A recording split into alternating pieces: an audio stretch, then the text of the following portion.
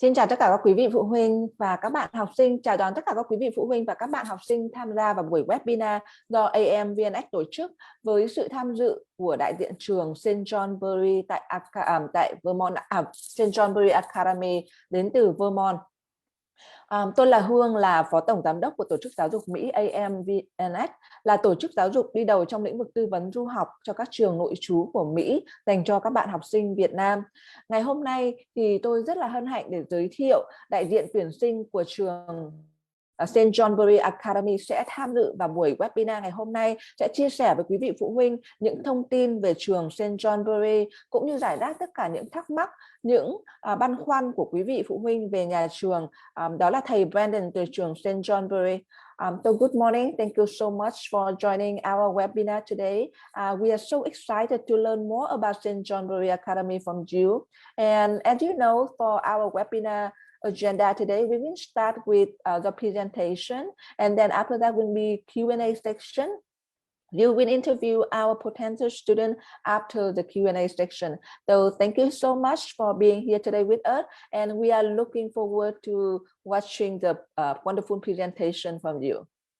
Awesome. Well, I'm excited as well. So as you know, my name is Brendan Hughes. I'm Associate Director of Admissions here at St. Johnbury Academy, and I'm also an alum. So I actually went here as a student when I was back in high school, which definitely gives me a good perspective when I'm talking and doing the presentation. So I'm excited to talk to you all, and I'm very disappointed that I'm not there in Vietnam with you all. It's been a couple of years, obviously because of COVID, but I'm excited to go on back and visit you back in your home country as well, in hopefully the near future. But so St. Johnbury Academy is a co-educational, both male and female high school in St. Johnbury, Vermont. We go through 9th through 12th grade as well as post-grad. So if you graduate in Vietnam, you'll be able to come to our school afterwards for a postgraduate before you go to college and university. But this is where we're located, right here in St. Johnbury, the town, which is right in Vermont, which is one of the United States or states in the United States. And we're very close to Boston, Massachusetts. So Boston, Massachusetts is about a 3-hour drive away from our campus. So that's kind of the closest international airport that you'd be able to fly to. But we're also close to Burlington, Vermont, which is one of the major cities in Vermont, which is about an 1.5 hours away from our campus. But you need a connecting flight in order to get there. And of course, whenever you fly in or are returning home, we organize all the travel to the airports, picking you up, dropping you off, so you don't have to worry about going to the airport or coming to the campus when you're ready to move in. But we're right there in the countryside, so plenty of skiing and snowboarding in the wintertime, and also a lot of mountain biking, hiking, a lot of things you can do outside recreationally in our area. And it's very, very beautiful, especially around right now, because all the trees are changing color. We are 4 seasons, so we have a really warm summer to where it starts to get colder. All the trees will start to change color into a winter season, and then into spring and summer again. So, but the campus itself is nestled right there in between a couple mountainsides. So the views are spectacular when you're there on campus. It's just very beautiful with all the leaves changing color, and it's very similar to a college or a university style campus, that each building has their own set of classes. So for example, number 16 here is our science facility. So all of your science classes, your engineering courses, anything in the biomedical program will all be there in number 16. Number 20 is our art center. So we have over 40 different arts that you would go to, and it's all centered right there in that major facility. Number 6 is math. Number 3 is English. So you kind of get the feel that you're actually walking in between each of these buildings to go to your classes. So has much of that university style feel to it. And then can I have a little bit pause so I can brief a little bit information to our parents also? Oh, Yes. yeah. Sorry, just too long. So I'm not sure if I will be able Yeah, to so remember now that I everything. know that we're translating. Yes. So, thầy là thầy Brandon, là đại diện của trường St. Johnbury. Thầy cũng là cựu sinh viên của trường St. Johnbury trước đây. Vì thế cho nên là thầy muốn đến với buổi hội thảo ngày hôm nay, đến với buổi webinar ngày hôm nay, thì thầy sẽ chia sẻ những thông tin, những về khía cạnh của một cựu học sinh đã tham gia ở trường, cũng như là đại diện tuyển sinh của nhà trường. Thì quý vị phụ huynh cũng như các bạn học sinh đã nhìn thấy những thông tin chia sẻ của thầy. Thì trường Vermont, trường St. Johnbury thì tọa lạc tại tiểu bang Vermont, là một trong những tiểu bang vô cùng xinh đẹp của nước Mỹ. Nhà trường thì cách khoảng tầm 3 tiếng đồng hồ là đến thành phố Boston. Thường thì khi các bạn học sinh bay đến và nhập trường thì sẽ bay đến thành phố Boston, và nhà trường sẽ sắp xếp các phương tiện để mà đưa đón các bạn học sinh từ sân bay Boston. Ngoài ra thì còn có các cái sân bay địa phương khác, đó là sân bay tại Burlington thì cách nhà trường khoảng 1 tiếng rưỡi, hoặc là các cái sân bay ở khu vực New Hampshire. Vì thế cho nên là nếu như mà các bạn bay đến Vermont thì các bạn sẽ bay đến Boston hoặc một thành phố nào đó, rồi các bạn sẽ bay đến Vermont. Thì đó là tùy vào cái chặng đường và tùy vào việc là sắp xếp các chuyến đi của các bạn. Thì trường Vermont thì thầy cũng có chia sẻ là có 4 mùa khác nhau, xuân hạ thu đông, rất là đầy đủ. Và nhà trường thì tọa lạc ở riêng trên một cái khuôn viên rất là rộng, giống như là một khuôn viên của trường đại học, với rất là nhiều các cái tòa nhà khác nhau. Và mỗi một cái tòa nhà ở trên khuôn viên của trường St. Johnbury là dành cho một cái môn học cụ thể, dành cho một cái lĩnh vực đào tạo cụ thể của nhà trường. Thì quý vị phụ huynh và các bạn học sinh có thể nhìn thấy đây là khuôn viên của trường được bao phủ hoàn toàn với lại cây xanh, và rất là nhiều cái khoảng không, và rất nhiều là các cái hoạt động dành cho các bạn học sinh, gắn liền với thiên nhiên cho các bạn học sinh khi theo học tại trường St. Johnbury.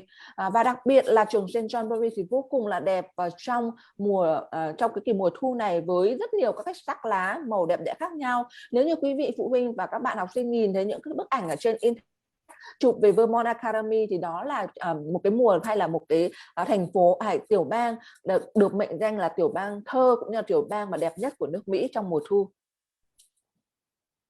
Yes, I can pause so St. Johnsbury, the town is also a very safe community, not only in regards to COVID-19, where our numbers have maintained very low. Last year, we were able to have in-person classes. Our semester in our school year this year has maintained much the same as it would be on a normal year. Students are there in person. All of our sports are running, activities, travel opportunities are all running smoothly this year as well. And it's also very safe in regards to kind of like crime and safety rates. So it's highly encouraged to go into our downtown. It's very, very safe. So you can walk down this main street here and go right into the downtown, where there's plenty of restaurants, movie theater, a bowling alley, a lot of different things you can do in the town as well. Thị trấn, thành phố nơi mà trường St. Johnbury tọa lạc thì vô cùng là an toàn dành cho các bạn học sinh, và đặc biệt rằng là trường, khuôn viên của trường cũng rất là gần với lại thị trấn, hay là còn gọi là trung tâm của thành phố, hay người còn gọi là downtown ở Mỹ. Thì các bạn học sinh trong những ngày cuối tuần hoàn toàn có thể cùng nhau đi bộ đi đến khu vực downtown của thành phố để mà có thể xem phim, có thể tham gia vào các hoạt động giải trí khác nhau. Và bởi vì cái yếu tố an toàn như thế cho nên học sinh cũng như quý vị phụ huynh không phải lo lắng trong cái vấn đề là các bạn đi vào buổi đi có về có quá muộn hay không, hay là có bị vấn đề gì hay không khi mà đi bộ trong cái khuôn viên của thành phố. So kind of talking about what our day-to-day looks like on campus, one of the best things we can talk about for our school is the amount of academics that you can choose from while you're there on campus. So we actually offer over 200 courses that you get to choose from and kind of build your own schedule, very similar to a college or a university style scheduling system, that you're not just taking just the core classes like your math, your English and science, but you can also dive into a lot of different electives, between business to art to engineering to culinary. So a lot of different things that you can choose from to build your schedule with. Với chương trình đào tạo hay chương trình học thuật tại trường St. Johnbury rất là đa dạng, có hàng trăm các khóa học khác nhau các bạn học sinh có thể lựa chọn. Ngoài những cái khóa học cơ bản thì có rất là nhiều những cái khóa học để có thể các bạn khám phá cái niềm đam mê của mình. So like I just said, we do have over 200 courses that you get to choose from and build your own schedule with. And kind of the balance between our the size of our community. So we have about 1,000 students on campus. So it seems rather large for your academics, but while you're in the classroom, everything is kept very small and personalized for you, that our average class size is about 12.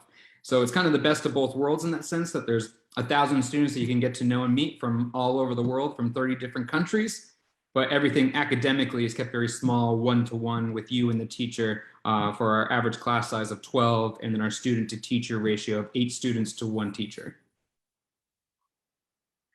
Với hơn 200 khóa học như là thầy có chia sẻ thì các bạn học sinh có thể hoàn toàn có thể thiết kế cái thời khóa biểu của mình, thiết kế những cái môn học của các bạn muốn theo học cái môn học nào, muốn khám phá vào cái lĩnh vực nào. Mặc dù nhà trường có rất là nhiều các môn học khác nhau, có nhiều học sinh đến từ các tiểu bang khác nhau của nước Mỹ và đến từ rất là nhiều quốc gia khác nhau trên toàn thế giới, thì kích cỡ của một lớp học trung bình của trường St. Johnbury là khoảng tầm là 12 học sinh cho một lớp học, và đặc biệt nhà trường có tới là hơn 30 các khóa học AP để các bạn có thể lựa chọn nếu như các bạn muốn khám phá bản thân mình, các bạn muốn thử thách bản thân mình xem là mình có thể học được cao hơn trong cái lĩnh vực này hay là lĩnh vực kia hay không. So I'm going to briefly talk about some of our kind of like scheduling. So this is what a competitive college student might look like from another country who's coming to do their studies with us. So for each semester, you'll take about 4 classes, and we do run on 2 semesters. So you'll have the first semester starting in August and going until December, and then the second one starting in January and going until June. So you can see that you're taking some core classes like science, like biology, algebra, for your math. You have your humanities, so your social studies. So you have a lot of core classes like that. But then there's also a lot of room for elective spots, so like chorus or computer literacy. Going into your sophomore year, you can see the student is taking more of the kind of core classes, but they're balancing it out with their competitive AP courses that we also offer over 30 of right there on campus. Thì các bạn có thể nhìn thấy đây là một cái thời khóa biểu trưng của nhà trường dành cho các bạn học sinh rất là có cái tính rất là muốn cạnh tranh, muốn là thử thách bản thân mình. Thì các bạn có thể nhìn thấy là lớp 9 các bạn sẽ học những môn gì, lớp 10 các bạn sẽ học những môn gì, lớp 11 và lớp 12 các bạn sẽ học những cái môn gì, và cũng như là các cái môn ở đây thì cũng theo rất là, ví dụ toán các bạn sẽ học ở những cái môn học nào. Có thể là bạn có thể bắt đầu lớp 9, có thể thậm chí là bạn cái trình độ của toán của bạn cao hơn, không phải là algebra 1 mà có thể algebra 2 hay là geometry hay là pre-calc, tùy vào cái level của các bạn nữa. Nhà trường sẽ có những cái bài kiểm tra để kiểm tra trình độ xem là các bạn ở cái mức độ nào, hoặc các bạn cảm thấy rằng là cái lớp học đấy quá dễ thì các bạn hoàn toàn có thể xin chuyển đổi, hoặc là các thầy cô giáo sẽ cho bạn làm một bài kiểm tra trình độ để biết là bạn sẽ vào lớp học nào. Và các bạn có thể nhìn thấy rằng là sẽ có các môn về science, có môn về social study, có môn liên quan đến rằng là các cái môn lựa chọn để mà khám phá sở thích của các bạn ở trong đó nữa. Và lớp 10 thì các bạn đã có thể bắt đầu lấy những cái môn học AP rồi, và cái số lượng AP theo lớp 10, lớp 11 và lớp 12 sẽ tăng dần lên, thì các bạn có thể nhìn thấy trong thời khóa biểu đó. So diving into a little bit more about our advanced placement courses. So these are our top level courses that are very similar to what you would take in college. So you can actually get college credit while you're taking these courses, depending on what your score is at the end of the semester or the school year. But we have a wide range of classes you can choose from, not only from like math and engineering and sciences or languages, but you can also dive into a lot more things like an AP art class or social studies, sciences. So there's a lot of different things that you can choose from. Thì quý vị, các bạn học sinh có thể nhìn thấy ở đây là những cái lớp học về AP của trường St. Johnbury cung cấp. Thì nhà trường cung cấp tới 30 cái khóa học AP trên tổng số khoảng tầm là 36 khóa học AP mà được cung cấp bởi College Board. Thì có rất là nhiều các khóa học khác nhau các bạn có thể lựa chọn nếu như các bạn muốn thách thức bản thân mình trong một cái lĩnh vực nào đó. Thì các bạn có thể nhìn thấy là từ các môn như là Calculus A, B, C, hay Statistics, Computer Science, Physics, Biology, các môn về môi trường, các môn về ngôn ngữ, các môn về tiếng Anh, các môn về khoa học xã hội, rất là nhiều các cái lựa chọn khác nhau, hay là AP Seminar, AP Research. Các bạn có khả năng hoàn toàn là thử thách bản thân mình, và đồng thời thì khi các bạn thực hiện những cái khóa học về AP này và các bạn thực hiện cái bài kiểm tra AP vào cuối năm học, khoảng cuối tháng 5 và đầu tháng 6, thì các bạn sẽ có cơ hội với các trường đại học thì họ sẽ cung cấp cái tín chỉ cho các bạn khi mà các bạn có được cái lớp AP hay điểm thi AP từ khoảng điểm 4 hoặc là điểm 5.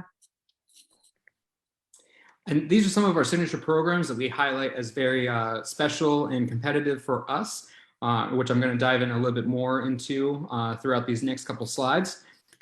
So starting out with our AP Capstone Diploma program, this is taking into consideration all of the AP courses that you would take with us over a number of years and gives you an extra certification on top of your diploma that proves academic rigor, that basically through your applications to colleges and universities, it's proving that you're a very capable student. And a lot of the students who go through this program are going to very high level universities and colleges after they graduate with us. Và đặc biệt là tại trường St. Johnbury có cái chương trình gọi chương trình đặc trưng của nhà trường hay chương trình capstone tại nhà trường, thì các bạn học sinh, với những các bạn học sinh nào mà thực sự là mong muốn để theo học những chương trình này, thì trường St. Johnbury Academy là một trong những 4 trường nội trú của nước Mỹ là lựa chọn cung cấp chương trình AP cũng song song đồng hành với lại các trường trung học phổ thông nội trú hàng đầu của nước Mỹ như là Taft School hay là Deerfield Academy. Những bạn học sinh nào muốn hay là target hay là có khả năng để thử thách bản thân mình và để mà có thể đi vào các trường đại học danh tiếng hàng đầu của nước Mỹ thì thường sẽ tham gia vào chương trình này. We have a really intensive arts kind of program as well that you are able to really dive into a lot of subject matter between fine and performing arts. And if you find something that you're particularly talented in or really wanted to pursue later on in your career, you're able to kind of develop that more through our arts intensive that you can take not only the intro classes all the way up to like say fashion design 1, fashion design 2, but then dive into the arts intensive, which is a whole inclusive program that really gives you a lot of competitive advantages, especially if you're going on to anything in the arts realm for both a profession as well as college and university afterwards. Ở trường St. Johnbury đồng thời rằng là các bạn sẽ có, ngoài vấn đề học tập và nghiên cứu tại trường, các hoạt động của nhà trường, thì chương trình nghệ thuật của nhà trường vô cùng là đặc trưng với rất là nhiều các lựa chọn khác nhau, từ nghệ thuật nhảy hay là học múa ballet, hay là các vấn đề học các bạn có thể lựa chọn học vẽ, hay là nếu như các bạn muốn đi sâu hơn trong cái lĩnh vực về nghệ thuật, như là đi sâu hơn trong cái vấn đề lĩnh vực thiết kế thời trang hay một cái lĩnh vực nào đó, thì các bạn tại trường St. Johnbury, các thầy cô giáo với rất là nhiều khóa học, gần như 200 khóa học được cung cấp ở nhà trường, các bạn sẽ có rất nhiều cơ hội để khám phá các cái lĩnh vực mà các bạn muốn theo đuổi tại đại học. In addition to the arts, we do have a very intensive biomedical and health certificate program that especially for those students who are looking to go on to anything in the medical field, becoming a nurse, becoming a doctor, you're able to get a lot of experience through our program, not only the classes that you're taking, but also shadowing opportunities with doctors and medical professionals in the field. So you get a lot of kind of real world experience while you're there going through this program as well. Nếu như các bạn muốn theo học về cái chương trình về khoa học hay là muốn đi theo học về chương trình y khoa sau này, thì trường St. Johnbury có cung cấp rất là nhiều các cơ hội. Ngoài những cái phòng lab, chương trình đào tạo xuất sắc của nhà trường ra, thì các bạn còn có những cơ hội để mà gọi là đi tham quan hay là shadow, hay là trực tiếp được chứng kiến để mà nhìn những gì mà các cái bác sĩ hay những người làm việc trong lĩnh vực về y khoa thực hiện cái công việc của họ, để các bạn hiểu thấy rằng là như vậy các bạn có cảm thấy rằng là cái chuyên ngành về chăm sóc sức khỏe, chuyên ngành lĩnh vực y khoa có phù hợp với các bạn hay không. Các bạn thực sự là có những kinh nghiệm khi mà trải nghiệm, có những cái trải nghiệm thông qua những cái chuyến thăm hay những cái cơ hội để mà làm việc ở trong các cái phòng lab với những nhân viên về y khoa. There's also a lot of travel and cultural exchange programs that you're able to participate in while you're there on campus. We do have a sister school on Jeju Island in South Korea that offer much of the same courses that we do. So students are able to go over there for kind of like an exchange program. We also have a lot of service and educational trips that are mostly offered in the second semester. So for example, an educational trip might be going through Eastern Europe and following World War II, so learning about the war as well as experiencing the culture.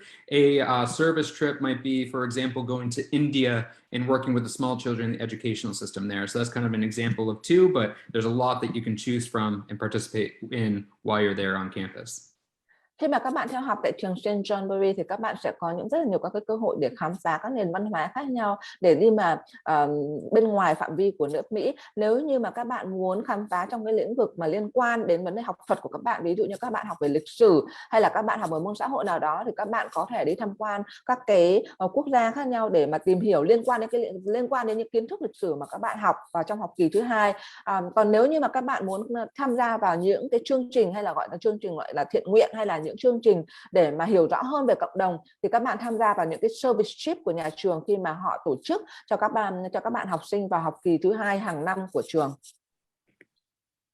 Post-mathematical calculus is offered at our school too, so our math department is very competitive. You're able to go very far within our math program, and especially for those students who are interested in engineering or anything in the science realm, it really balances it out well that you can get a lot of experience in math, even at a low English level as well. So you'll be able to go through an ESL program while also taking really high-level math there on campus. Trường St. Johnbury có rất là có thế mạnh trong lĩnh vực đào tạo toán, có đến một chương trình đào tạo rất là cạnh tranh của nhà trường dành cho những các bạn học sinh thực sự muốn thử thách bản thân mình, muốn đi sâu vào trong lĩnh vực về toán, hoặc là các bạn học sinh muốn theo đuổi các môn học liên quan đến khoa học kỹ thuật cũng như là liên quan đến lĩnh vực như là công nghệ thông tin. Khi mà các bạn theo học ở đại học thì trường St. Johnbury có cung cấp cái nền tảng về toán học vô cùng vững chắc cho các bạn, mặc thậm chí rằng là nếu như cái tiếng Anh của các bạn chưa thực sự là tốt thì trường cũng cung cấp chương trình ESL hay là gọi là chương trình hỗ trợ các bạn trong lĩnh vực ngôn ngữ tiếng Anh để mà các bạn có thể theo học tốt những môn học tại trường. And speaking of engineering, so we do have a very intensive engineering program that goes on to not only developing robotics, so we have multiple robotics classes as well as our first robotics team that goes on and competes, but we also have a very intensive kind of engineering facility that has plenty of 3D printers. You're working with CAD, developing software on computers and milling out different things that you're designing on those computers, as well as a very extensive coding program that you can really dive into learning coding, especially in different languages as well.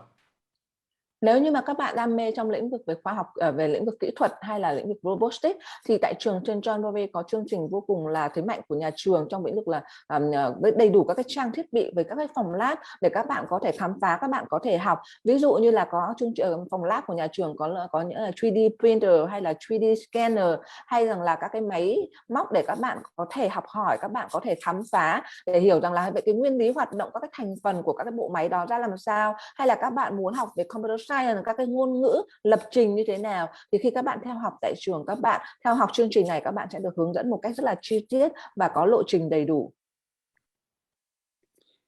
And then moving on, so we do have a very intensive career program as well. So whether you're a developing chef and want to go through our culinary program, or welding, or auto body, or working with your hands more in machine mechanics, there's a huge array of courses that you can choose from to either just kind of dive into the material and kind of learn it, or kind of pursue that as a passion or career afterwards as well. Ngoài các chương trình học ra thì các bạn nhìn thấy thì tại trường St. Johnbury có chương trình gọi là rất là hand-on experience, có nghĩa là đây là các bạn thực sự là khám phá thế giới làm việc thực sự. Ví dụ như là các bạn đam mê về nấu ăn chẳng hạn, các bạn có thêm tham gia vào chương trình nấu ăn để học hỏi, để mà nếu như bạn muốn sau này mà đi theo đuổi cái chuyên ngành đó thì cái đấy cũng là một cái sự khởi đầu của các bạn. Hay rằng là với các cái chương trình các bạn có thể học với cái sự hướng dẫn của các thầy cô giáo, của nhân viên ở trong trường, thiết kế các cái đồ gỗ hay là thiết kế máy móc, hay rằng là các bạn có thể là xây dựng các cái thực hiện cái quá trình để xây dựng một cái gọi là cái ngôi nhà nhỏ hay cái nhà kho nhỏ, để biết rằng là như vậy thì những cái kiến thức mình học về toán, những cái kiến thức mình học về vật lý, những cái kiến thức mình học ở trên trường đó có thể áp dụng vào thực tế như thế nào. So talking a little bit more about our ESL program, so we do offer 4 levels of ESL, English as a second language, that accounts for a large variety of English speaking ability before they get there on campus. So even if your child has a low level of English, most likely we can accommodate them on campus. Especially for our 2-semester program, we can really protect them as an English learner and develop their English in a very short amount of time. Như thầy chia sẻ là trường St. Johnbury có cung cấp chương trình hỗ trợ tiếng Anh, hay còn gọi là chương trình ESL với cho các bạn mà cái tiếng Anh chưa thực sự là tốt. Nhà trường thì có 4 cái level hay là có 4 cái trình độ khác nhau, giảng dạy khác nhau dành cho các bạn học sinh để mà có thể rất là có cái nền tảng tiếng Anh tốt trước khi mà các bạn có thể bắt đầu các cái chương trình học chính khóa của mình một thực sự là hiệu quả. So going into more detail about our programs here. So this is our art center, which we saw on the big map at the beginning of the presentation. But talking about the Morris Center here, we do offer over 40 different fine and performing arts that range from many different things, from dance to music to fashion design to drawing and painting to like sculpture. So there's a lot of different things that you can kind of dive into and kind of learn the material. Because not only particularly our fashion design is a very popular program, but we also have graphic design as well. So working more art based on computers, which is definitely very interesting for those students who are pursuing that. Tại trường St. Johnbury thì quý vị phụ huynh và các bạn học sinh có thể nhìn thấy đó là tòa nhà về nghệ thuật của nhà trường, trong đó có rất là nhiều các cái lĩnh vực khác nhau mà các bạn đam mê về nghệ thuật hay là các bạn muốn khám phá trong cái lĩnh vực này, ví dụ như là về nhảy hay là cả về lĩnh vực rằng là thiết kế đồ họa, hay là về lĩnh vực là vẽ, hay là về thiết kế thời trang, hay là về graphic design, hay là về bất cứ một cái lĩnh vực nào liên quan đến nghệ thuật mà các bạn thực sự muốn khám phá, hay là các bạn muốn được phát triển mạnh mẽ, muốn được phát triển lên một cái trình độ mới như là dance studio trong cái bức hình ảnh này, thì trường St. Johnbury có rất là nhiều các hoạt động khác nhau để mà hỗ trợ cho các bạn.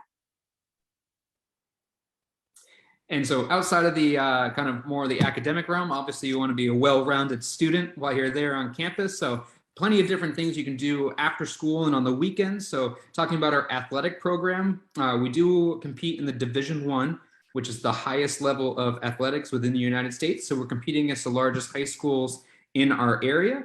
And we do come back with a lot of different state championship wins. So we're pretty competitive within all of our sports that we offer there on campus. And then we do split into 3 different seasons. So a fall, winter, and spring. And these are all the sports that we offer in each particular season. Bên ngoài các cái chương trình đào tạo hay là nghệ thuật của nhà trường thì trường St. Johnbury là một trong những trường mà có thế mạnh trong lĩnh vực là học sinh chơi các cái môn thể dục thể thao, và là một trong những trường mà có thế mạnh trong khu vực rất là ở của nước Mỹ. Thì các quý vị phụ huynh và học sinh có thể nhìn thấy ở đây theo từng mùa thì nhà trường có những cái môn thể thao khác nhau để mà cho các bạn học sinh có thể tham gia, các bạn học sinh có thể khám phá, và các bạn học sinh nếu như thực sự rất là chơi rất là giỏi các cái môn thể thao này, các bạn có thể tham gia vào các đội tuyển đi thi đấu của nhà trường. Và nhà trường, đội tuyển thi đấu của nhà trường thì đã giành được rất là nhiều các cái huy chương khác nhau trong nhiều năm qua.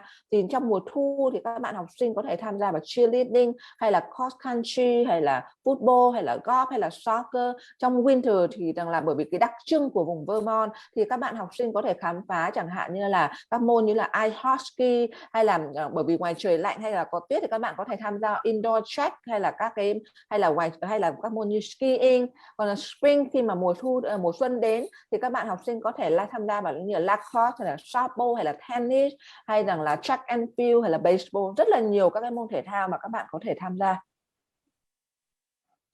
And like I talked about before about our state championship wins, we have had a few within the last couple of years. Last year, because of COVID, things were a little bit less competitive just because of the sports and transfer rates. But in the last 2 years or 3 years, we have come back with a lot of different state championship wins that you can see over here. So between track and field, basketball, football. So no matter which sport you're really pursuing, there is a high level kind of athletic capabilities to that as well, no matter which one is kind of your passion to do. Như là thầy đã chia sẻ thì năm nào trường St. Johnbury cũng có giành được những cái huy chương trong các môn thể thao. Từ năm 2017 hay 2018 thì có năm 2020 bởi vì là Covid diễn ra thì tất cả các mọi hoạt động thể thao hay là thi đấu bị tạm dừng. And these are just some pictures of all of our sports here. But outside of our kind of sports program, so there's a whole field house that's associated right there on campus that kind of houses all of our athletics.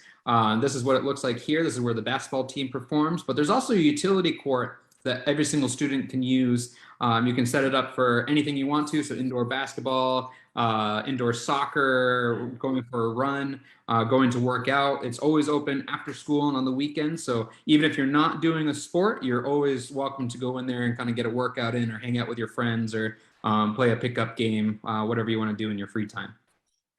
Trong đây cái khu vực này đó là khu vực quần thể thể thao của nhà trường, thì các bạn học ở đây là dành những cái khu vực như thi đấu, hay rằng là các bạn sau các buổi học có thể tham gia đến để mà tập thể dục, hoặc rằng là các ngày cuối tuần các bạn có thể tham gia hay là cùng các bạn bè trong trường để mà chơi các cái môn thể thao khác nhau. Vì thế cho nên với cơ sở vật chất rất là đầy đủ và hiện đại của trường St. Johnbury thì các bạn học sinh có rất là nhiều cơ hội để mà không chỉ là khám phá bản thân mình trong lĩnh vực học thuật, nghệ thuật mà là cả trong những lĩnh vực thể thao, để mà với rất là nhiều các bạn học sinh khi mà muốn theo học tại những trường đại học hay muốn chinh phục các trường đại học danh tiếng của nước Mỹ thì cái sự well-rounded hay có nghĩa là một học sinh toàn diện, thì với những cái sự toàn diện về các mặt khác nhau của trường St. Johnbury thì các bạn học sinh hoàn toàn có thể khám phá bản thân mình và có thể tự xây dựng mình trở thành một học sinh toàn diện. These are some pictures of our fields that surround our campus here. But outside of the kind of athletics, we do offer an array of different clubs and activities that you can choose to participate in after school as well. So even if you're not doing an athletic sport, you can always participate in any of the clubs that we offer. And a lot of times they're paired with some sort of club or class that we offer throughout the day as well, which makes it very kind of useful. So for example, if you didn't have room for fashion design in your actual schedule for that semester, you can always do it as a fashion club after school and still kind of learn the material. So it's great that you can kind of still either pursue more hours of something that you're interested in if you're doing the class and the club, or if you didn't have room for that class in your schedule, you can still kind of learn the material and pursue it after school. Trường St. Johnbury cung cấp rất là nhiều các cái câu lạc bộ khác nhau để các bạn học sinh có thể tham gia để mà khám phá cái niềm đam mê của mình hay là đi sâu hơn trong cái lĩnh vực đam mê của mình. Thì đây là danh sách những cái câu lạc bộ của nhà trường có thể cung cấp. Các bạn với rất là nhiều các bạn học sinh có thể đam mê một cái môn học nào đó, nhưng tuy nhiên thì rằng là cái thời khóa biểu của bạn để mà tham gia vào một cái hoạt động cụ thể nào đó thì không có phù hợp, hay là không có thể tham gia được cái lớp học đó, thì bạn có thể tham gia được cái câu lạc bộ để khám phá cái lĩnh vực đó. Hoặc là thậm chí ví dụ như làm thầy nói là nếu như bạn thực sự là bạn tham gia thậm chí là lớp học về thiết kế thời trang và bạn có thể gắn liền với lại cái câu lạc bộ về thiết kế thời trang để các bạn có thể khám phá và sẽ có nhiều cái thời gian hơn để mà đi sâu vào cái lĩnh vực mà mình thực sự là rất là passion về cái lĩnh vực đó. So talking a little bit about our boarding community and our boarding life. So when you first get there on campus, kind of for your first couple of weeks there, we will have an orientation. So you're really able to meet a lot of the new students as well as existing students when you first get there on campus. You usually go to like a ropes course competition or going hiking together or some sort of activity. So it really helps you to meet new students and kind of get to know some people who are there on campus even before classes begin. So it really helps you get orientated to the community as well as kind of know the campus, get a tour, know where your classes are going to be, and get some friendly faces that you can kind of ask questions to too. Khi mà đây là cuộc sống của những các bạn học sinh mà đi theo học nội trú tại trường St. Johnbury, thì các bạn sẽ khi mà cái thời gian đầu các bạn đến thì có sẽ chương trình định hướng dành cho các bạn học sinh, thì có rất là nhiều các chương trình ngoại khóa khác nhau để mà các bạn có thể khám phá, để mà các bạn có thể làm quen với các bạn học sinh mới khi tham gia vào chương trình nội trú của nhà trường. Thì đây là những hình ảnh của các cái hoạt động mà các bạn tham gia vào trong những cái tuần lễ orientation của nhà trường. So we do have a dress code while you're there going to classes. So it's not like a uniform where everyone looks the same, but it's more about looking professional when you go to classes. Both the faculty and staff members as well as the students all abide by the dress code. So it kind of gets everyone on the level playing field as well when you're there on campus. So for males, it's a dress shirt, a tie, dress pants, and a belt. For girls, it's anything with a collar. So wearing like a dress shirt or a polo shirt, a flannel, something like that. And you can wear basically anything that's not leggings or jeans while you're going to classes. So outside of those rules, you can wear any sort of colors you want to, different designs, things like that. But it's more about looking professional when you go to your classes. Nhà trường không có yêu cầu về đồng phục khi các bạn theo học tại trường St. Johnbury. Tuy nhiên nhà trường có quy định về vấn đề là các bạn khi theo học tại nhà trường hay trong những cái buổi học thì sẽ phải thực hiện là của trang phục sẽ là như thế nào để đảm bảo cái sự gọi là đúng với cái độ tuổi hay đúng chuẩn của cái vấn đề học sinh đi học. Thì các bạn có thể nhìn thấy là thường các bạn nam thì sẽ mặc áo sơ mi rồi cắm thùng và sẽ đeo cravat, rồi là còn với các bạn nữ thì có thể rằng là mặc áo có cổ, rồi là có thể mặc váy hay rằng là quần kaki hay rằng là quần phăng, đó là tùy theo lựa chọn của các bạn. And this is what a normal schedule every day looks like. So going through classes from Monday through Friday, you'll wake up around 6:30. You'll leave to go to have breakfast before the school day begins. And then kind of one of the first confusing things that we talk about is what we have chapel to start every single school day. So chapel has nothing to do with religion at all. So it's kind of weird that we call it chapel, but basically it's a morning meeting. It really keeps our community and culture intact, and allows everyone to kind of listen to like the headmaster talk. She's a very motivational speaker. And there's also announcements that are read as well. So if your class is being changed from the classroom to the library to do research, you know that's where your class is going to meet for that day. Và đây là một cái lịch học của các bạn ở trong trường. Khi mà theo học chương trình nội trú tại trường thì khoảng tầm là 6:30 là các bạn sẽ dậy và sau đó là ăn sáng và tham gia vào một buổi chapel. Chapel ở đây không có nghĩa là các bạn phải đi theo đạo hay là như thế nào, mà buổi chapel ở đây hàng ngày của nhà trường là dành cho nhà trường sẽ thông báo về những gì đang diễn ra, hay là các bạn học sinh sẽ có những cái chương trình biểu diễn hay là chia sẻ những cái thông tin đang diễn ra về các cái hoạt động của các bạn. Thì đấy là một cái chương trình mà hàng ngày sẽ rất là thúc đẩy các bạn học sinh hay là kết nối giữa các bạn học sinh, kết nối toàn trường với nhau. Và lớp học ở tại trường khi mà các lớp học sẽ bắt đầu là khoảng tầm 8:25 và sẽ kết thúc vào khoảng tầm là 3 giờ khoảng tầm là 3 giờ chiều theo giờ của bên Vermont. Và sau đó thì các bạn sẽ tham gia vào các hoạt động ngoại khóa khác nhau, rồi ăn tối, và sau đó là thời gian học buổi tối của các bạn, và các bạn có thể có những cái thời gian free time sau khi mà các bạn hoàn thành cái việc học của mình. And then after that morning meeting, that's when you would go to your classes throughout the day. Classes end around 3:10, and that's when conference period begins. And conference period is a time of day that the faculty or staff members remain in their classrooms or in their offices to be made available for you to ask one-on-one questions with them. So if you didn't know, if you had a little concerns about the big test that's coming up, or if you didn't do so well in your homework and wanted to ask more questions, you have that one-to-one kind of time with your teacher to really ask questions and get some extra help if you need it. Và đặc biệt trong thời khóa biểu này thì các bạn hoàn toàn có thể nhìn thấy rằng là cái chỗ phần là conference period, thì đó là từ khoảng tầm 3:10 cho đến 3:30 là cái khoảng thời gian mà các thầy cô giáo sẽ có thể giải đáp tất cả các mọi thắc mắc của các bạn. Nếu như trong các cái buổi học mà các bạn có thắc mắc gì, các bạn có câu hỏi gì, các bạn có cái sự khó khăn gì trong cái lớp học nào đó, thì các bạn có thể đến để gặp thầy cô giáo dạy cái bộ môn đó của các bạn, để mà trao đổi những suy nghĩ của các bạn, để hỏi các thầy cô giáo về những cái để giải đáp mọi thắc mắc, mọi những khó khăn của các bạn trong cái lớp học đó. So after conference period, that's when those sports and activities begin that we talked about earlier. You'll be going to dinner around 5:30 and kind of have free time during that time as well until 7:30. 7:30 is when evening study hall begins, where you have to be back at your dorm room working on your homework throughout the night, and that ends around 9. You have another hour of free time until you have to be back at your dorms at 10, and then kind of being winding down for the night to get ready for a big day the next day.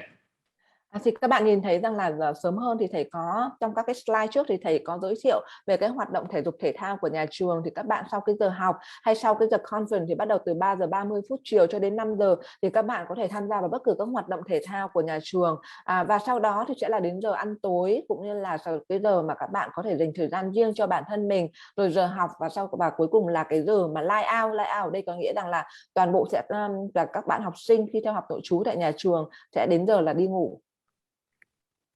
So on the weekends, there's basically all free time for you to do what you want to do. And basically I boil this down to 3 different options for you. The first one is that you can always stay on campus. So there's usually a lot of different events that happen, between sporting games to fires out on the quad that you can kind of hang out and roast marshmallows, or there might be live music or a guest speaker, something like that you can always go to with your friends. So that's kind of the first thing, is that you can always stay on campus and participate in all those events that we offer on campus. Và những ngày cuối tuần thì trường St. Johnbury có tổ chức rất là nhiều các cái hoạt động ở trong trường dành cho các bạn học sinh, và thậm chí là các bạn học sinh, các cái câu lạc bộ các bạn cũng sẽ tự tổ chức rất là nhiều các hoạt động khác nhau nếu như các bạn mong muốn, ví dụ như là các buổi biểu diễn âm nhạc, hay là cái buổi mà tranh luận, hay là các cái hoạt động về thể dục thể thao, hay rằng là những cái buổi mà gọi là rất chơi với nhau, rồi rằng là có fire, đốt lửa trại, tất cả mọi thứ hoạt động ở trong trường, bởi vì trường rất là lớn, có rất là nhiều các activity khác nhau, thì các bạn hoàn toàn là có thể tham gia ở trong trường.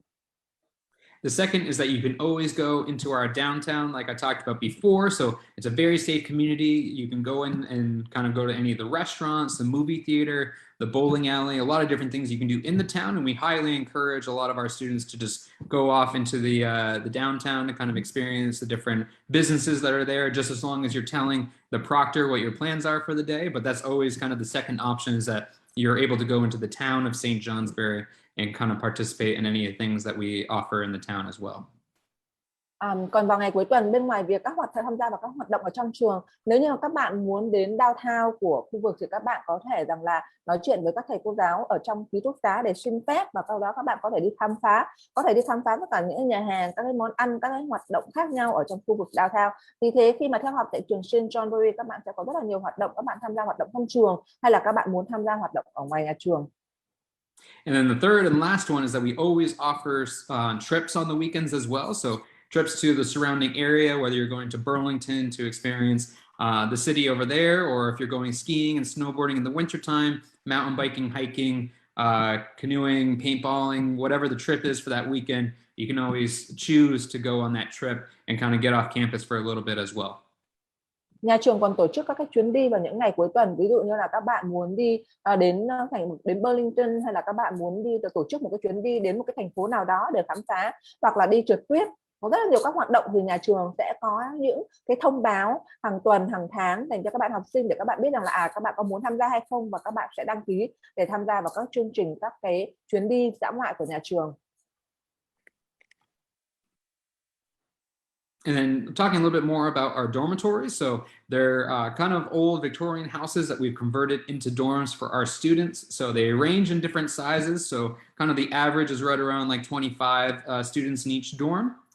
All of our rooms are either doubles or singles. So depending on tenure and how long you've been there, seniority, most of those singles are taken up by our seniors and our juniors who have been there for a number of years. But for your first time there, we try to pair you with a non-native speaker of yourself. So you might be with a girl or boy from Germany or Mexico, Spain, the United States, something like that. So you can practice your English as well as learn about another culture while you're there on campus.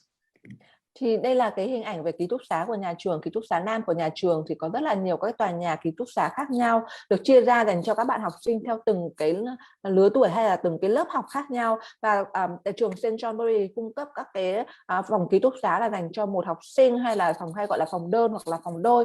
Thường thì phòng đơn thì sẽ dành cho các bạn học sinh lớp 11 và lớp 12, thì các bạn học sinh lớp 9, lớp 10 thường là phòng đôi. Ở các cái tòa nhà khác nhau thì nhìn chung ở mỗi ký túc xá của nhà trường thì sẽ có khoảng tầm là 20 đến 25 học sinh theo ở trong cái ký túc xá đó. And then talking about our room size, so this is what an average room for two people kind of looks like. And you're welcome to bring in any furniture you want to. You can see that these girls brought in like a futon so they can sit on or kind of relax during the day, that they don't have to sit on their beds. They also have a mini fridge over here so they can store food or water.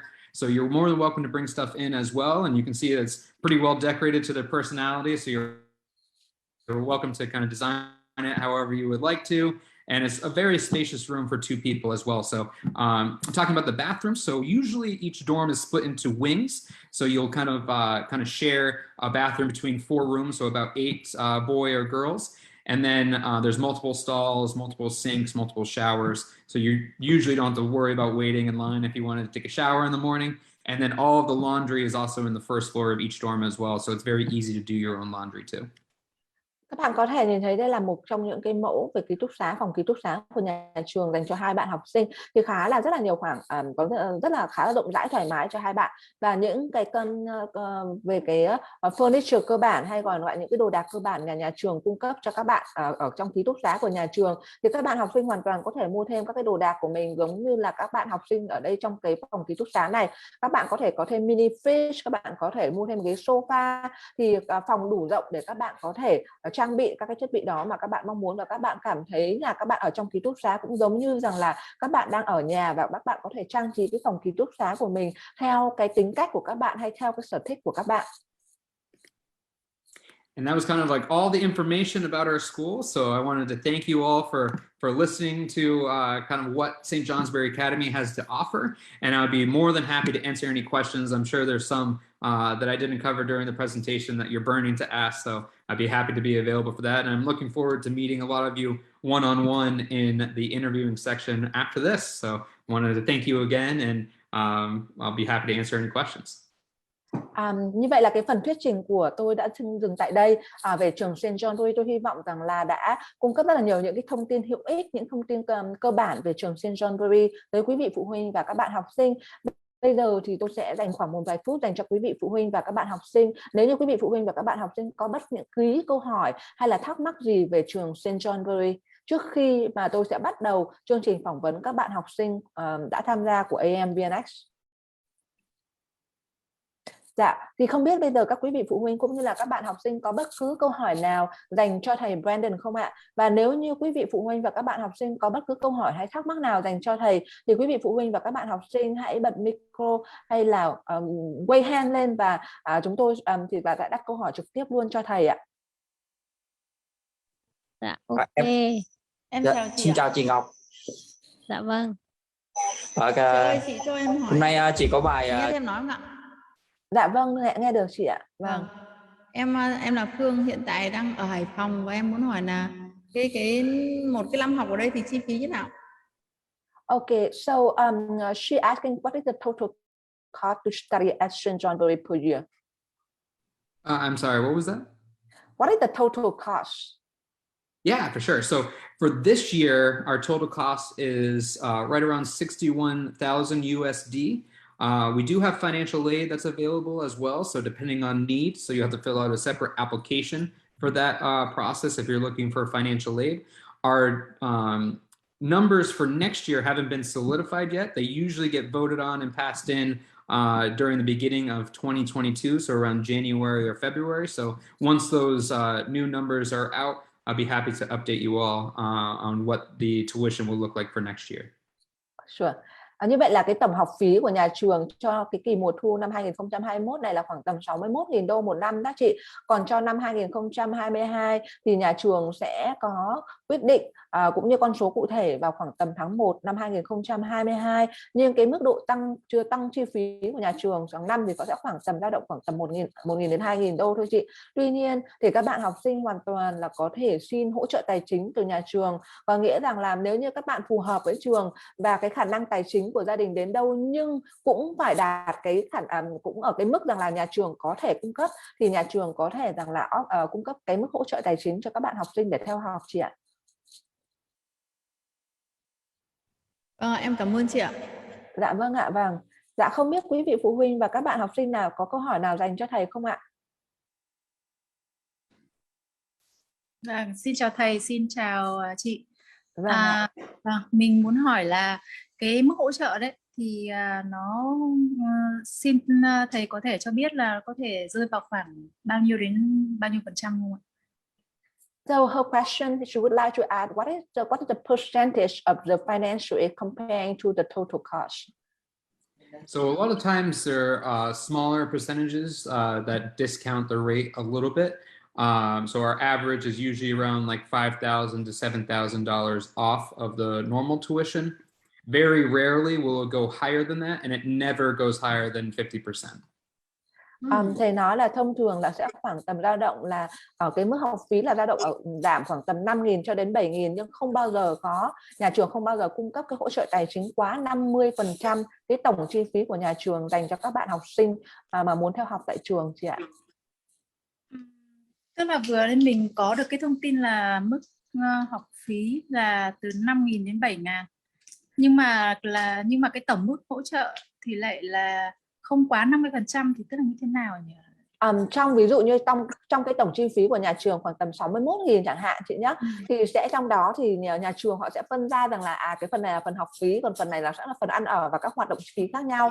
Thì khi nhà trường họ sẽ xét cái hỗ trợ tài chính thì họ sẽ giảm từ 5 đến 7.000 dành cho cái mức độ học phí đó chị. Và trong đó hoặc rằng là còn nếu như tính tổng ra, ví dụ như rằng là họ có thể là cho một chút nữa là dành cho là phần ăn ở chẳng hạn, thì cái tất cả cái financial aid mà nhà trường offer cho học sinh ví dụ 61.000 thì nhà trường sẽ offer khoảng tầm là 20.000 tổng cộng hoặc rằng là 10 mấy nghìn chẳng hạn, nhưng mà sẽ không bao giờ quá được cái con số là để làm tổng cái chi phí còn lại mình phải chi trả là ở cái mức là dưới 50% đâu chị. Vâng. Tức là cái mức hỗ trợ cao nhất là khoảng tầm 50%. Cái mức hỗ trợ cao nhất mà nếu như gia đình muốn, thường thì là bên em đã làm việc rất lâu năm thì sẽ khoảng tầm là sẽ phải đóng, mà với học sinh xuất sắc sẽ phải đóng khoảng tầm là 35.000 đô trở lên chị ạ, hoặc là 40.000 đô trở lên, hoặc 35 đến 40.000 đô trở lên với những các bạn học sinh xuất sắc nếu như muốn theo học tại trường St. Johnbury. Tức là full các chi phí ấy. Dạ vâng, full các chi phí, không bao gồm tiền bảo hiểm của các bạn học sinh này, bảo hiểm là bao giờ cũng được tách rời này, và đồng thời không bao gồm tiền chi phí vặt của học sinh theo học tại trường chị ạ. Vâng. Mình muốn hỏi nữa là cái điểm tổng kết ấy và những cái điều kiện để xét tuyển. So her question is, what are the requirements for the admission at St. Johnbury? Yeah, so for our tuition or for our application process, you have to fill in the application online. So it's basically basic questions, what your name is, where you're from, things like that. We need 3 letters of recommendation: an English rec, a math rec, and then a choice of a teacher that you've had in the past. You can ask them to fill in the 3rd rec. So we'll need those 3. Your current transcripts, so the grades that you've been getting for the last 2 years. And then some sort of kind of English test if you have it. It's not required, but if you do have it, then you're welcome to submit it. There's no minimum scores you need for any of those. So we just like to see it just so we can dictate where you would best fit in for our classes when you are here on campus. Thì với các cái yêu cầu cơ bản của nhà trường thì các bạn sẽ phải điền cái application của nhà trường, các bạn sẽ cần phải có cái thư giới thiệu, cần phải có cái bảng điểm của 2 năm học trước. Ví dụ như là bạn nhà mình bây giờ đang là lớp 9, các bạn sẽ cần phải chuẩn bị bảng điểm của lớp 7, lớp 8 để nộp cho nhà trường, và đến khi mà khoảng tầm tháng 1, tháng 2 các bạn sẽ phải bổ sung cái bảng điểm học kỳ 1 của lớp 9 cho nhà trường. Và ngoài ra thì thư giới thiệu thì sẽ là thư giới thiệu của thầy cô giáo, ví dụ dạy toán này, dạy tiếng Anh của bạn học sinh, hoặc rằng là thêm một thầy cô giáo nữa. Thầy cô giáo ví dụ như Việt Nam mình thường là thầy cô giáo chủ nhiệm, hay là các bạn học ở các trường quốc tế thì có các cái thầy cô giáo như là gọi là guidance counselor đó ạ. Thì đó là tùy thuộc vào cái hệ thống trường của các bạn, và đồng thời rằng là các bạn sẽ phải thực hiện các cái bài kiểm tra khi với lại cái chứng chỉ tiếng Anh, hay rằng là cái phỏng vấn với đại diện của nhà trường trước khi mà nhà trường quyết định là có nhận các bạn hay không. Và khi các bạn được nhận theo học tại nhà trường thì các bạn sẽ thực hiện các bài gọi là placement exam để mà xem là cái trình độ của các bạn chẳng hạn trong một cái lĩnh vực cụ thể nào đó, ví dụ như là toán, hay là các bạn ở mức độ nào để nhà trường có cái sự sắp xếp lớp thực sự là phù hợp cho các bạn học sinh. Về các cái chứng chỉ về tiếng Anh ấy thì thông thường thì nhà trường cần những cái chứng chỉ về cái gì? Về IELTS hay là về SAT hay là về những cái gì? Khi mà các bạn về chứng chỉ tiếng Anh thì thường thì rằng là nhà trường sẽ xét ví dụ như là điểm TOEFL hoặc là điểm IELTS hay là Duolingo, thì tất cả những cái điểm đó là những cái điểm là chuẩn hóa về để mà xét cái trình độ tiếng Anh để học sinh có thể theo học tại nhà trường hay không. Chứ trường họ hiện giờ thì các trường nội trú của Mỹ không đang sử dụng cái SSAT là dạng optional thôi, cho nên tất cả các trường không có dựa vào đó để mà xét tuyển cái admission của nhà trường chị ạ. Dạ không biết rằng chị có thêm câu hỏi gì nữa không hả chị? Không, mình hết rồi. Con không muốn nói cái này.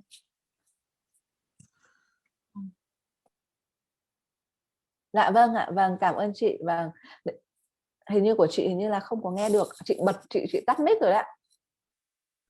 Chắc là con trai tắt đấy. Thôi mình có câu hỏi thêm gì nữa, và cảm ơn thầy giáo, cảm ơn cô. Vâng, dạ vâng ạ, vâng, nếu như chị có bất cứ thêm câu hỏi gì hay cần hỗ trợ gì thì chị có thể liên hệ với AMVNX tại Hà Nội hay là Hồ Chí Minh để các bạn ở đó có thể hỗ trợ trong việc là hoàn thiện application để nộp cho trường St. Johnbury nha chị. Mình có số của con Hạ rồi. Dạ vâng ạ, vâng, cảm ơn chị. Dạ không biết có quý vị phụ huynh cũng như các bạn học sinh nào có bất cứ câu hỏi nào dành cho thầy không ạ? Chị ơi, em muốn hỏi một câu nữa. Dạ vâng ạ. Là với điều kiện như nào là học sinh xuất sắc ạ? She asked, what is the so how can you actually categorize student like excellent student or good student while you consider the financial aid for the student? So the family would have to fill out a financial aid application that kind of talks about what your budget is and things like that. So we take in consideration that need, and it's more based on the student that we've already accepted because we know that you're a great student. We just want to help kind of ease the burden of being here on campus.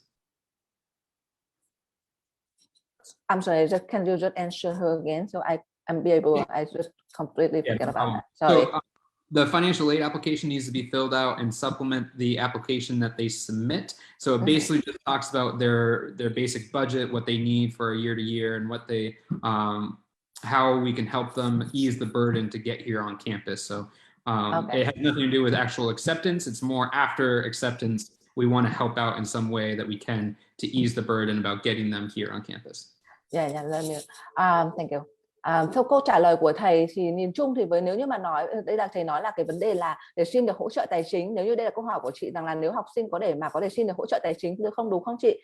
Thì rằng là nhà trường sẽ dựa vào cái application hay là cái đơn xin nhập học của các bạn để mà đánh giá các bạn ở rất là nhiều các cái khía cạnh khác nhau, và từ đó xem mà các bạn ấy có phù hợp với lại trường St. Johnbury hay không, bởi vì rằng là cái application nó thể hiện từ điểm học của các bạn này, thể hiện về các hoạt động các bạn tham gia, thể hiện về thư giới thiệu của thầy cô giáo, rồi khả năng tiếng Anh của các bạn, rồi từ đó thì nhà trường có quyết định rằng là đấy là bạn học sinh sẽ phù hợp với môi trường của chúng tôi, và sau đó thì nhà trường sẽ xét duyệt cái application của quý vị và của các bạn liên quan đến vấn đề xin hỗ trợ tài chính đó chị, chứ cũng không có một cái gọi rằng là như vậy học sinh là phải đạt điểm như thế này thì các bạn là học sinh xuất sắc. Tất nhiên là mỗi một cái barem điểm của bất cứ các trường thì nó sẽ hoàn toàn là khác nhau đó chị.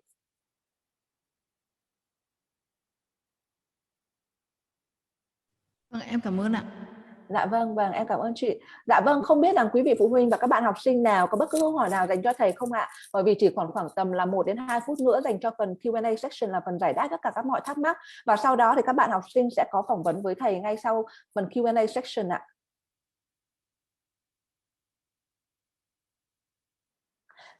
Okay, so we can start out the interview right after the Q&A section today. I will end with the webinar right now. And cảm ơn tất cả các quý vị phụ huynh và các bạn học sinh. Cảm ơn quý vị phụ huynh và các bạn học sinh đã tham gia vào buổi webinar do AMVNX tổ chức ngày hôm nay với sự tham dự của đại diện trường St. Johnbury đến từ Vermont. Nếu như quý vị phụ huynh và các bạn học sinh có bất cứ câu hỏi, có bất cứ thắc mắc gì, xin quý vị phụ huynh và các bạn học sinh vui lòng liên hệ với AMVNX tại thành phố Hà Nội cũng như là Hồ Chí Minh để được giải đáp mọi thắc mắc, cũng như được hỗ trợ để mà hoàn thiện application của các bạn để nộp cho trường St. Johnbury. Bây giờ thì chỉ trong một vài phút nữa thôi thì là thầy sẽ bắt đầu chương trình phỏng vấn dành cho các bạn học sinh mà đã đăng ký qua AMVNX. Nếu như mà các bạn học sinh nào mà chưa đăng ký và muốn phỏng vấn với thầy thì các bạn có thể đăng ký trực tiếp với các bạn nhân viên của AMVNX bây giờ, và thầy sẽ phỏng vấn với các bạn vào một ngày nào đó ở trong tuần này hoặc là tuần sau. Xin cảm ơn tất cả các quý vị phụ huynh và các bạn học sinh đã tham gia vào buổi webinar tối ngày hôm nay. Cảm ơn rất nhiều ạ. So thank you so much everyone for joining our webinar today. And if you have any question, any concern about the school, please contact Brandon, the representative of St. Johnbury directly, or you can contact AMVNX office in Hanoi and Ho Chi Minh to learn more about the school and get support from us to apply for St. Johnbury. Thank you so much everyone and have a wonderful night.